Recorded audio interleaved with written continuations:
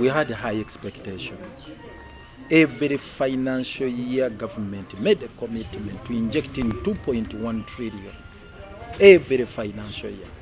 But all these years, it has been ranging between 500, 600, sometimes dropping up to 400 something, and so on and so forth. And that is the overall budget, including the component for the donor funded projects.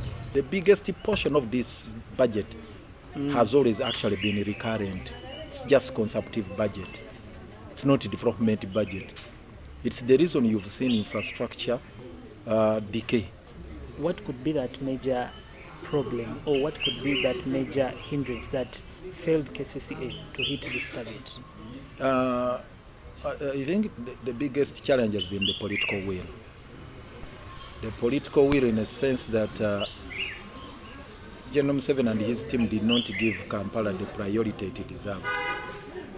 The understanding of the spirit of Article 5 of the Constitution to give Kampala a special status was in terms of political grip, political power, to wrestle political grip of Kampala from the opposition to NRM. Right now, you have 2,110 kilometers of the road network, but what is paved is only 654. That can't be a functional city. The rest of the road network is maram, and even the paved one is not in a good and motorable condition. That can't be a functional city. Lots of grey areas surrounding that particular transaction. For lack of a better word, I would call it a dubious transaction. Why? It's shrouded in a mystery. You can hardly tell what they agreed on, the scope of work, the amount injected in, and how they are executing it, even the accountability systems. By the time we got the 6 billion pursuant to the presidential directive General Kaguta Museveni made, we had mapped out close to 30,000 square meters of potholes. Yes, to be fixed. And all we are waiting for was just supply of asphalt, and we are told that in the meantime, as we wait for asphalt, do the cutting. When money came, they just gave it to SFC. So it's the reason we have decided to invoke our powers under the law to summon Lieutenant Chikomeko, who is in charge of this particular project, to come and account to us. What comes next if he fails to respect the summon? Of course, we shall report to council. That is the first step.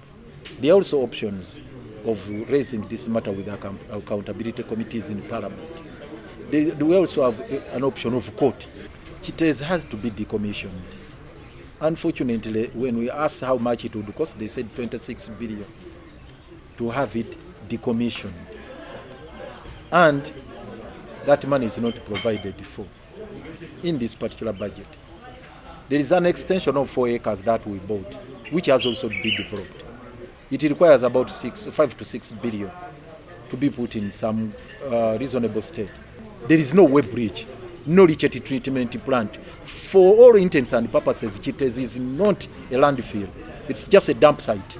In terms of service delivery, what should Kampala people expect from KCCA in the coming financial year? It's going to be just maintenance of the status quo. It's very, very unfortunate, save for only one sector where we are likely to register some improvement. Roads, at least there I agree, if we put up much effort, if we are vigilant enough to have this money properly utilized, the 181 billion from World Bank as part of GKMA, Greater Kampala Metropolitan Area, and also the 549 billion from Africa Development Bank, which has boosted our budget to 1.1 trillion. Thank you so much, Honorable. It's a pleasure. We appreciate it. Thanks very much.